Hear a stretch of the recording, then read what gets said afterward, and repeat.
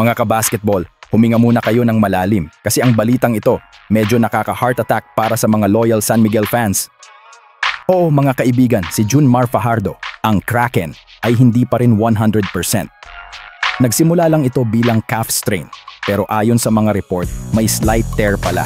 Tapos noong Game 7 kontra Ginebra, nagka-hamstring tightness pa siya. Good news? Sabi ng medical staff, manageable daw. Pero aminado naman tayo, hindi to normal na Fajardo mode. Kahit ganyan ang kalagayan niya, 16 points at halos 14 rebounds pa rin ang average ni Junmar. Siya pa rin ang import sa importless conference. Kaya ito ang chance ng TNT. Kung hindi 100% si Fajardo, baka may tsansa sina Poy Eram at Brandon Ganuelas-Roser na hindi mapagpag lang sa ilalim.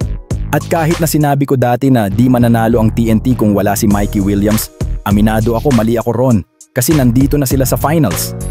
Good news din, mukhang okay si Calvin Oftana, walang wika na sumakit ang kanyang ankle sa huli. Si Kim Orin at Glenn Cobuntin, walang iniinda. Mga gutom na Bisaya yan, mga hayok sa rebounds at hustle plays. Pero hindi pa rin buo ang TNT.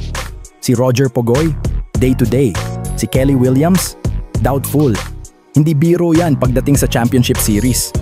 Sa coaching matchup naman, kahit na natalo ni Coach Leo Austria si Tim Cone sa Game 7, para sa akin mas pulido at veteranong tactician pa rin si Coach Chot Reyes.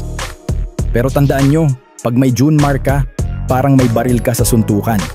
Advantage pa rin yan. At kahit miss ng marami ang Ginebra sa finals, TNT versus San Miguel, sulit yan mga kabasketball. Laban ng galing, pride at championship history. Abangan nyo ito. Kasi pagkatapos ng finals, mahaba-habang bakasyon ang PBA dahil sa FIBA window. Like and subscribe kung gusto nyo pa ng ganitong analysis. At comment kayo. Sa tingin nyo, kaya bang tapatan ng TNT ang San Miguel kahit injured si Fajardo? Hanggang sa muli, ito ang PBA Talk. Peace out!